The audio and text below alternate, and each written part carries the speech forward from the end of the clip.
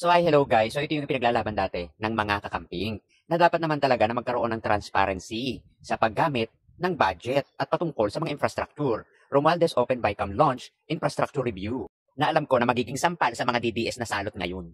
So basahin natin. So ayan, basahin natin. Manila, House of Representatives Speaker Ferdinand Martin Romualdez on Tuesday declare a new era of transparency and public accountability in government budgeting, unveiling historic reform that include opening the traditional closed BICAM Conference Committee BICAM to Civil Society Observer.